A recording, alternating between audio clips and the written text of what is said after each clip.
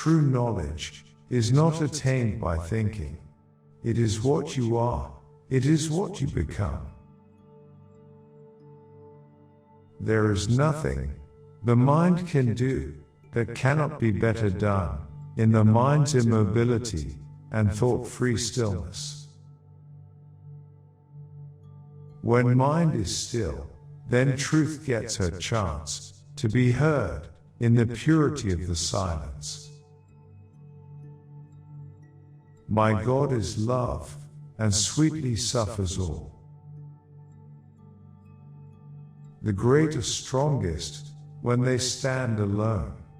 A God-given might of being is their force. But few are those who tread the sunlit path. Only the pure in soul can walk in light.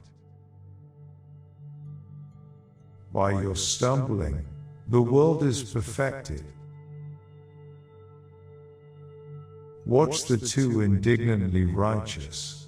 Before long, you will find them committing or condoning the very offense which they have so fiercely censured.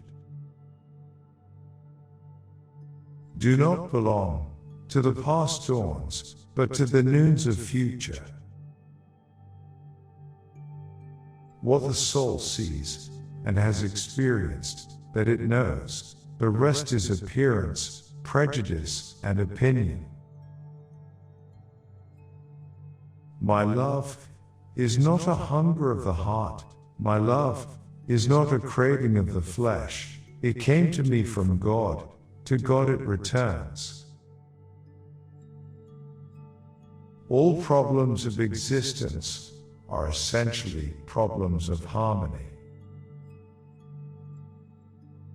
Pain is the hammer of the gods to break a dead resistance in the mortal's heart.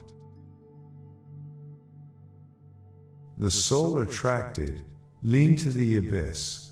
It longed for the adventure of ignorance. Is it true that existence consists only in the action of energy? Or is it not rather that energy is an output of existence? All can be done if the God touches there. Transcendence transfigures, it does not reconcile, but rather transmutes opposites into something surpassing them, that effaces their oppositions. Few are those from whom the grace withdraws, but many are those who withdraw from the grace. The joy of service and the joy of inner growth through works is the sufficient recompense of the selfless worker. All sincere aspiration has its effect.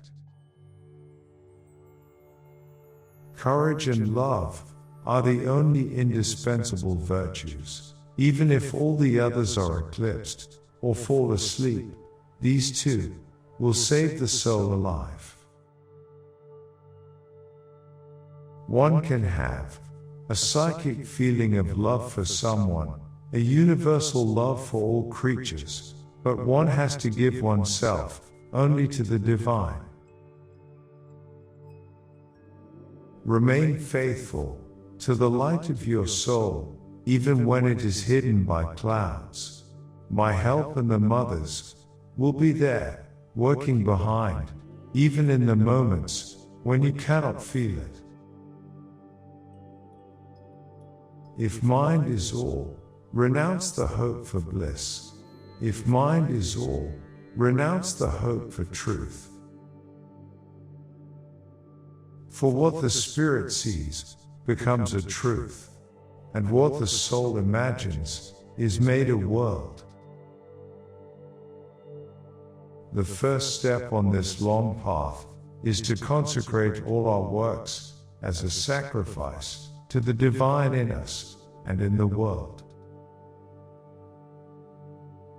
God within is leading us always aright, even when we are in the bonds of the ignorance. But then, though the goal is sure, it is attained by circlings and deviations.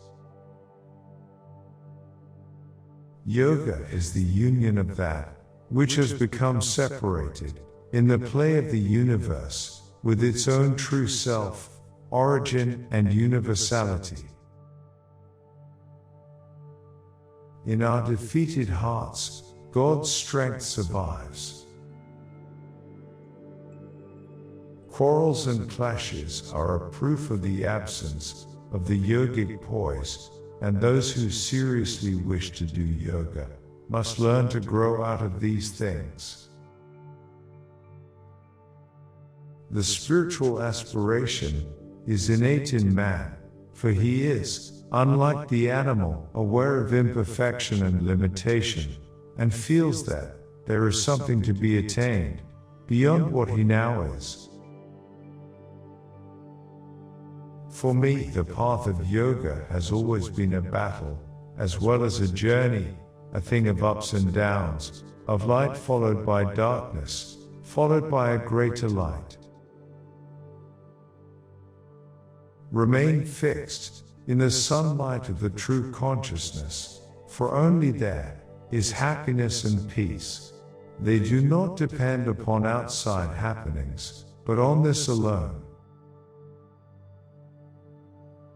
Anything else one may doubt, but that he who desires only the divine shall reach the divine is a certitude, and more certain than 2 and 2 make 4.